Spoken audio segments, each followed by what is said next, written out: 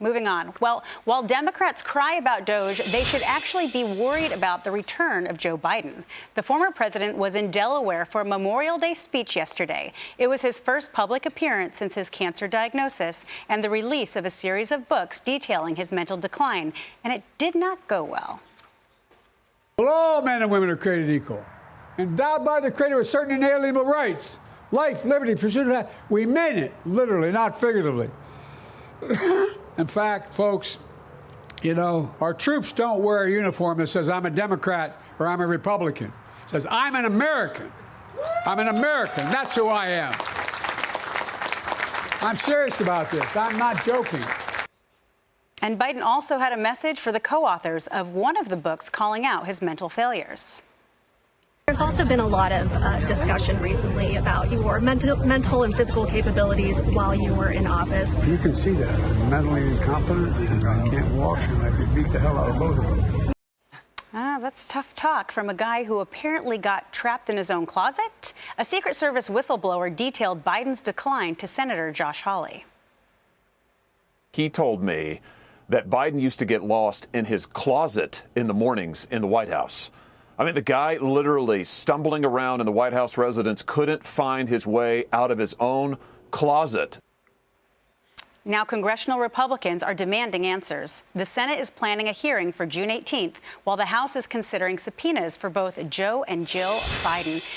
You know, Molly, there has been conversations about the mental and even physical fitness decline of former President Joe Biden for years. I think I penned a 2021 op-ed in the Daily Mail calling for open transparency regarding his, his cognitive ability. But it wasn't until I think the 2023 leaked interview tapes with Special Counsel Hur that people were able actually to hear President Biden for himself and how poorly he did in that interview and constantly forgetting things and having word-finding issues. I mean, I think that was a pivotal moment for the American people, the release of, or the leak of those interviews. Yeah, and we're in a pivotal and also kind of awkward moment right now with his cancer diagnosis. There's a big outpouring and a big heart for that.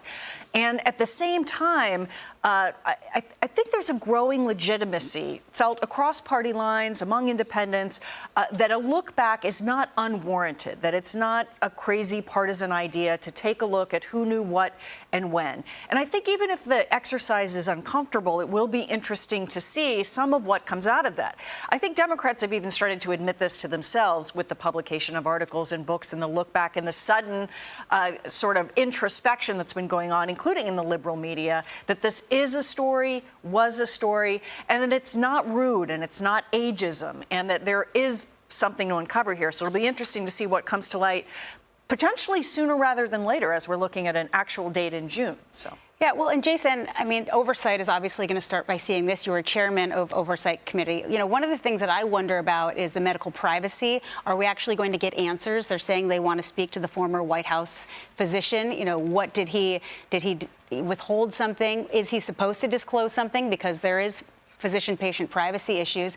One of the things, though, when it comes to physician-patient privacy, if there is a public health threat involved, they don't actually have to get the patient to sign off on them disclosing certain information. So I wonder if there's an argument to be made that if the president at the time was not cognitively able to make these decisions, did he have a responsibility to the American people to say something? Long term, I think Congress can help put this into the code and say, look, you have one person in the President of the United States who has his hands on the nuclear weapons. We're going to waive those HIPAA rules for that.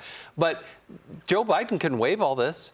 He can just simply say, of course. He just argued just yesterday. Hey, I'm fit. I'm vibrant. I can beat people up. Okay, then, Mr. President, waive your right to privacy and allow us to talk to the doctor and allow that doctor to go before the American people, Republicans and Democrats, and answer all those questions.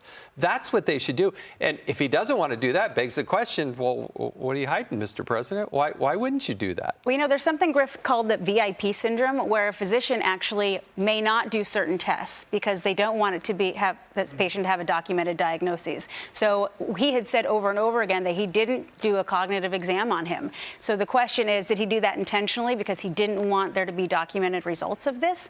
Or did he truly believe that there wasn't a reason? we'd have to put him before a congressional committee and ask him those questions. And that's exactly what should be. You know, just one step further than what Molly was saying about, you know, a look back is warranted.